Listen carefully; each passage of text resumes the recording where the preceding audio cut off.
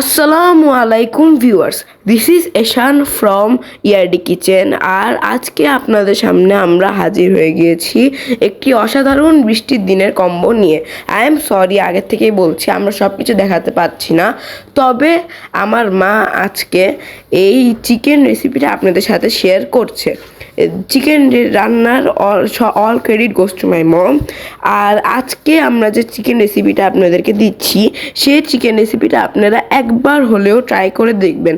আপনাদের মধ্যে যারা ব্রয়লার মুরগি খেতে পছন্দ করেন না, আর আমি শিওর তারা এই রেসিপিটা খাওয়ার পর আমার মতো একজন চিকেন লাভার হয়ে যাবেন।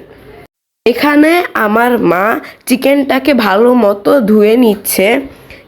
চিকেনটা ধোয়ার আগে চিকেনটাকে 1 মিনিট মেখে রাখতে হবে লবণ দিয়ে। এই কাজটি করলে ব্রয়লার মুরগির যে একটি গন্ধ থাকে সেটা চলে যাবে। এরপর এখানে মরিচের গুঁড়া, হলুদ এবং লবণ দিয়ে ভালোভাবে মেখে নিতে হবে। আপনারা এটাকে যত ভালোভাবে মেখে নেবেন ততই ভালোভাবে হলুদ মরিচ গুঁড়াটা মাংসের সাথে লাগবে, আর যত ভালোভাবে লেগে থাকবে ততই মজার হয়ে উঠবে এটার স্বাদ। এরপর এখানে একটি পাতিলে একটু তেল দিয়ে সেখানে এই চিকেনটাকে ভেজে নিতে হবে। চিকেনটাকে ভাজার সময় একটু এদিক ওদিক ওলট পালট করে নেবেন যেন এটা পুরোপুরি ভালোভাবে ফ্রাই হয়ে যায়। তো এটা ফ্রাই হলে, এটা ভালোভাবে যদি ফ্রাই করতে পারেন আপনারা, তাহলে এটা পুরোপুরি জুসি একটি ফ্লেভার নিয়ে আসবে।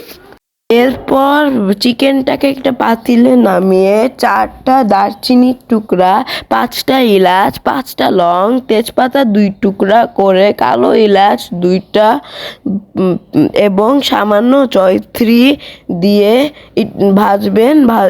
পেঁয়াজ কুচি লাল করে করে ভাজবেন। পেঁয়াজ কুচি একেবারে লাল হওয়া পর্যন্ত ভেজে যাবেন। একেবারে লাল হলে পেঁয়াজেরও একটি আলাদা স্বাদ এসে পড়বে, একটি গ্রান বের হবে। ওই গ্রান শুনেই বোঝা যাবে কতটুক মজা হবে এই রান্না। এরপর তেলের মধ্যে রসুন এবং আদা বাটার পেস্ট দিয়ে ভাজবেন। এরপর ভাজতে ভাজতে এর মধ্যে টমেটো পেস্ট দিবেন। আপনারা চাইলে টমেটোর পেস্ট বানিয়ে তারপর দিতে পারেন, কিন্তু সবচেয়ে বেস্ট হবে টমেটোর পেস্ট যদি আপনারা ফ্রিজিং করে রাখেন। এরপর এর মধ্যে হলুদ, মরিচ, মিষ্টি সস, ধনিয়া গুঁড়া দিয়ে তেল ভেসে ওঠা পর্যন্ত ভাজবেন। এরপর এর মধ্যে একটু সামান্য পরিমাণের জল দিবেন। জল দেওয়ার পর ভালো মতো ভেজে নেবেন। যত ভালো করে ভাজবেন ততই মজার হবে এই গ্রেভিটা।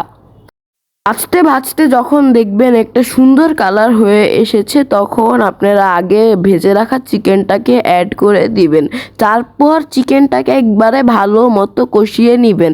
এইটার টেস্ট কষানোর উপরে, আপনি যত ভালোভাবে কষাবেন আপনার চিকেন রান্নাটা ততই মজার হবে। এজন্য একেবারে মন দিয়ে ভালোভাবে কষাতে থাকবেন। আর এখানে এক্সট্রা কোনো পানি দেওয়ার প্রয়োজন হবে না, কারণ চিকেন থেকে যে পানিটা বের হবে ওই পানিটা দিয়ে এটা বয়েল হবে।